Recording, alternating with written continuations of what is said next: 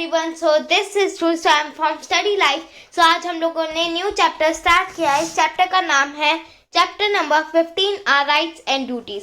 पहली बात, rights means अधिकार होता है और ड्यूटीज मीन्स कर्तव्य होता है. राइट्स मीन जैसे मान लो कि हम लोग अभी नहा के आ गए. राइट्स हम लोग नहा के आ गए तो हम कोई भी कपड़े पहन सकते हैं, ये हो गए हमारे अधिकार. और ड्यूटीज मीन्स आपके मम्मी पापा कहेंगे कि ये कपड़े पहन लो, खाना जल्दी खा लो, पढ़ लो, होमवर्क कर लो, ये हो गई ड्यूटीज. तो अभी हम लोग ये चैप्टर स्टार्ट करते हैं. फर्स्ट लाइन में लिखा है the constitution lays down the structure, procedures and powers of the government of India. Mean जो कॉन्स्टिट्यूशन रहता है, कॉन्स्टिट्यूशन मीन संविधान होता है. मीन जो संविधान होता है उसमें स्ट्रक्चर्स भी होता है. मीन्स उधर बताया जाता है कि हमें ये काम कैसे फॉलो करना है और हमें काम किस वे में करना है, ये उधर बताया रहता है. And powers of the government of India mean जो इंडिया की जो सरकार होती है उधर बताया रहता है कि इस इंडिया की सरकार में से इस पर्सन के पास इतनी पावर है, मीन्स इसके पास इतनी शक्ति है, इसके पास इतनी पावर है. ये सब एक रूल बुक में लिखा रहता है. It therefore is the supreme law of the country.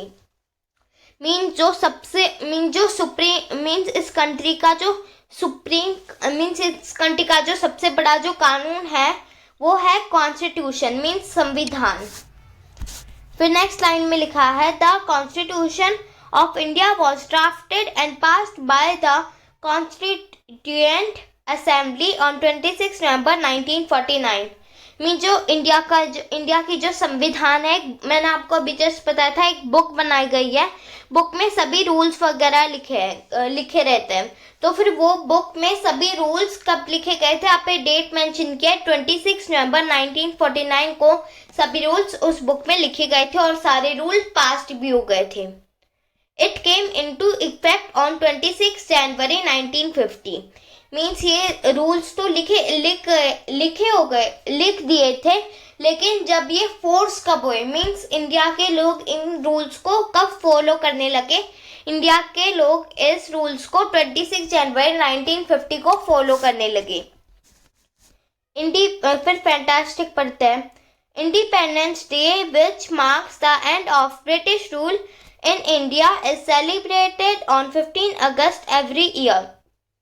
Means independence day means आज़ादी का दिन. यह आज़ादी का दिन हमें बार बार याद दिलाता है कि यह आज़ादी का दिन इसलिए मनाया जाता है क्योंकि पहले हमारे कंट्री में ब्रिटिश का राज था और जब ब्रिटिश का राज खत्म हुआ उस दिन इंडिपेंडेंस डे मनाया जाता है. और इंडिपेंडेंस डे मनाया जाता है 15 अगस्त को हर साल मनाया जाता है. Republic Day, on the other hand, is celebrated every year on 26 January. Means दूसरी तरफ रिपब्लिक डे भी मनाया जाता है. रिपब्लिक डे 26 जनवरी को मनाया जाता है हर साल.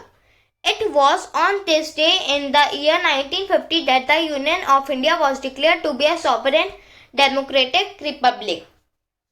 मीन्स इसमें बताया गया है कि जो रिपब्लिक डे इसलिए मनाया जाता है क्योंकि 1950 का जो साल चल रहा था, जो इंडिया के जो यूनियन थे उन्होंने सोवरेन डेमोक्रेटिक रिपब्लिक घोषित की थी.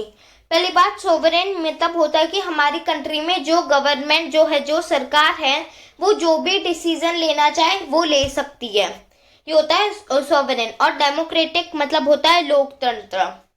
तो फिर इंडिया के जो यूनियन ऑफ इंडिया जो थी उसने सोवरेन डेमोक्रेटिक रिपब्लिक घोषित किया था. इसकी वजह से आज रिपब्लिक डे बनता है. फिर नेक्स्ट लाइन में लिखा है fundamental rights. Fundamental rights means मौलिक अधिकार या फिर बेसिक राइट्स भी हम लोग कह सकते हैं. The constitution provides the citizen of India with 7 fundamental rights. Mean जो कॉन्स्टिट्यूशन है, जो संविधान है, वो इंडिया के नागरिकों को 7 फंडामेंटल राइट्स देता है. टोटल 7 फंडामेंटल राइट्स देता है. लेकिन पहले टोटल 6 फंडामेंटल राइट्स थी, लेकिन इस साल या 2-3 साल पहले एक और फंडामेंटल राइट्स जोड़ी गई थी. तो हो गई 7 फंडामेंटल राइट्स। फिर आगे नेक्स्ट लाइन में लिखा है to ensure that the citizens enjoy a free democratic environment to live in. जो दूसरी फंडामेंटल राइट थी वो इसलिए बनाई गई है, वो इसलिए मानी जाती है क्योंकि जो नागरिक जो है इंडिया के वो एक वो एक फ्री जिंदगी जिए, मीन्स उनको कोई टेंशन ना हो, इसलिए एक और वो फंडामेंटल राइट बनाया गया है। फिर ये आता है फर्स्ट फंडामेंटल राइट्स। ये फर्स्ट फंडामेंटल राइट्स का नाम है right to equality. Every citizen of India will be treated equally and no one will be discriminated against on the basis of caste, race, gender, place of birth और religion। Mean जो हर नागरिक है India का वो उसको equal treated किया जाना चाहिए, मीन्स उस पर इक्वल ध्यान जाना चाहिए।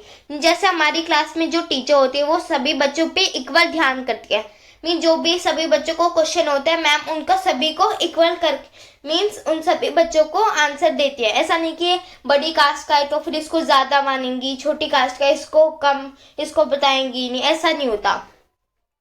And no one will be discriminated means और किसी को भी भेदभाव नहीं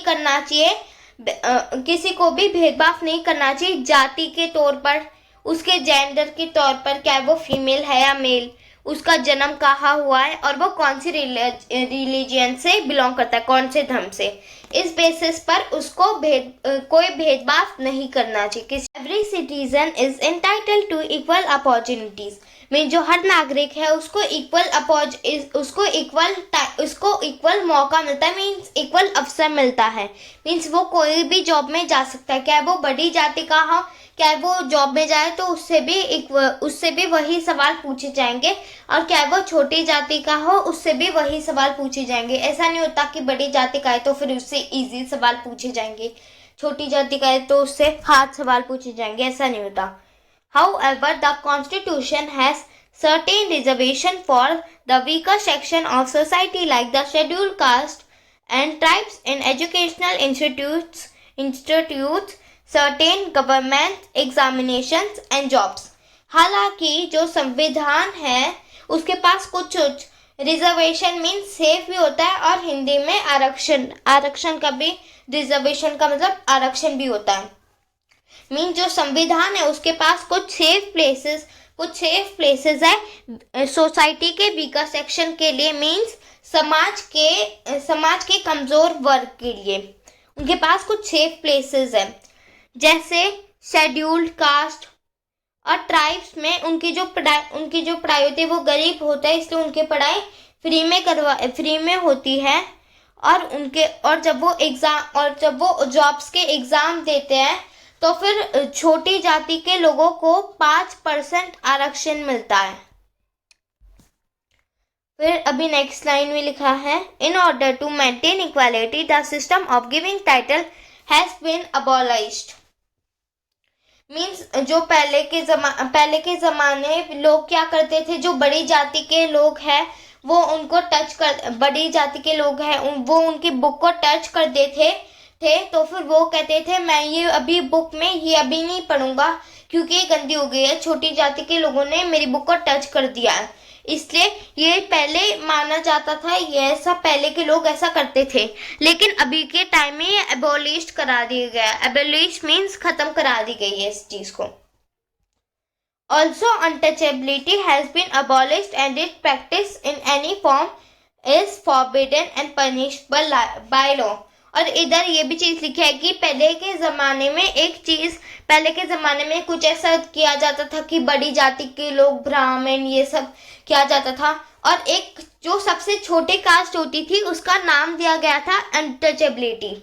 अनटचेबिलिटी में क्या होता था कि मीन जो छोटी जाति के लोग हैं बड़ी जाति के लोगों को टच भी कर देना, वो एकदम ऐसे बहाने बनाते थे कि मैं इस छोटी जाति के लोगों ने मुझे टच कर दिया, मुझे फिर से लाना पड़ेगा, ऐसे करते थे। लेकिन अब ये फिर से अबॉलिश किया गया है, मीन्स ये चीज अनटचेबिलिटी अभी खत्म किया गया है, और कोई भी ऐसा दोबारा से करेगा तो फिर उसको कानून से बहुत बड़ी पनिशमेंट मिलेंगी।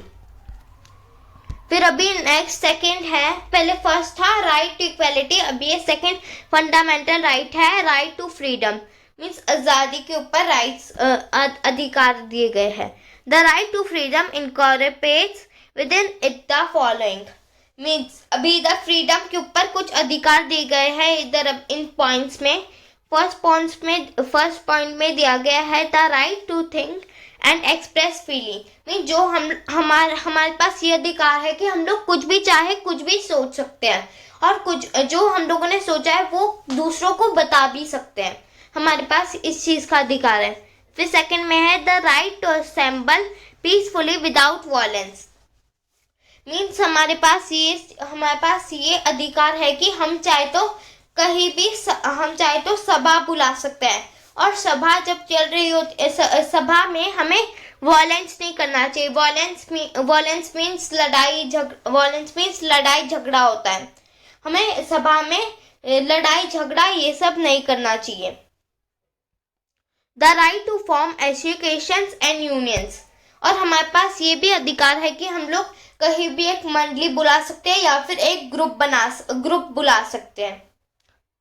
The right to leave and move about freely within the country, हमारे पास ये फोर्थ पॉइंट में दिया गया कि हमारे पास ये अधिकार है कि हम लोग इस देश में चाहे तो कहीं भी जा सकते हैं, चाहे तो महाराष्ट्र में रहते हैं तो कहीं पंजाब दिल्ली वगैरह कहीं भी जा सकते हैं, कोई रोक टोक नहीं होगी।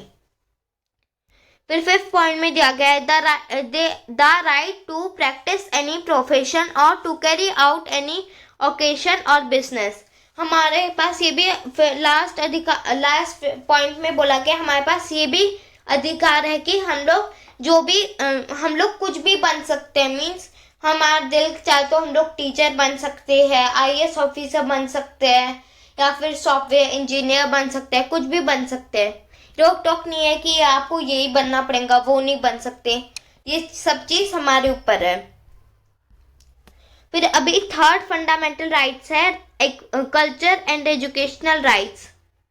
Every citizen of India has the right to follow his और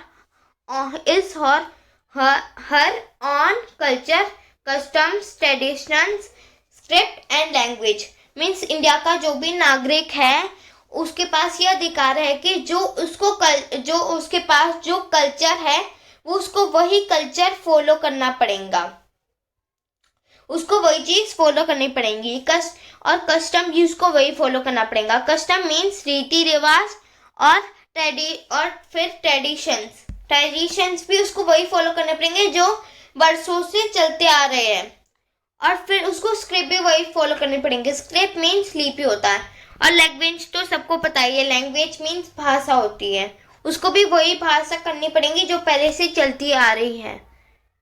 They have the right to establish and administer educational institutions of her choice, means हमारे पास ये अधिकार है कि हम चाहे तो अपनी पढ़ाई की दुकान खोल सकते हैं, या फिर कुछ बुक्स की दुकान खोल सकते हैं, कोई भी चीज़ की दुकान खोल सकते हैं, वो हमारे पास अधिकार है। इस्टेब्लिश मीन्स बनाना, कोई भी दुकान खोल सकते हैं। To freedom of religions, means अभी इधर रिलीजियंस मीन्स धर्म के अधिकार के बारे में बात की गई है। Every citizen has the right to choose and practice the religion of his और हर चॉइस, मीन जो हर नागरिक जो है उसके पास ये अधिकार है कि वो किसी भी धर्म में जा सकता है। जैसे मान लो अभी मैं हिंदू में हूँ तो हिंदू से मैं अभी सिख में जा सकता हूँ, सिख में हूँ तो मैं सिख से मुस्लिम में जा सकता हूँ। हमारे पास ये आज़ादी है कि हम लोग कोई भी धर्म में जा सकते हैं। फिर अभी नेक्स्ट फंडामेंटल राइट है right against exploitation, right again exploitation. फिर एक्सप्लॉयटेशन मीन्स शासन करना होता है, शासन।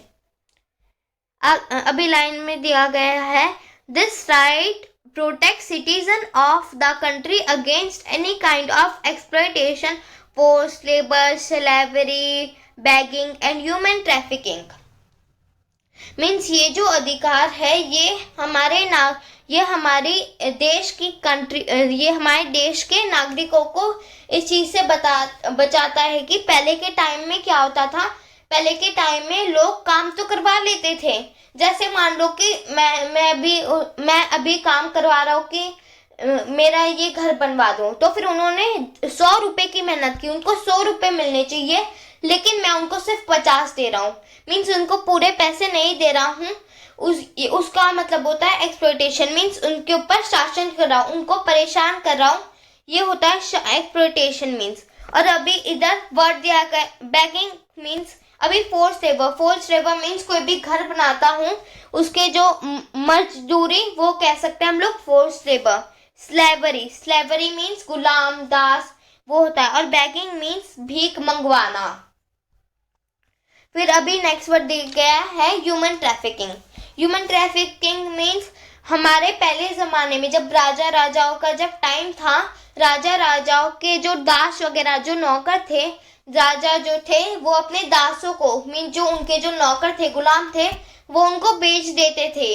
मीन्स वो ह्यूमन्स को सेल कर देते थे, ह्यूमन को बेचते थे। फिर नेक्स्ट लाइन में लिखा है this right protects children against child labour. Means ये जो अधिकार है ये बच्चों को बचाता है मजदूरी करने से।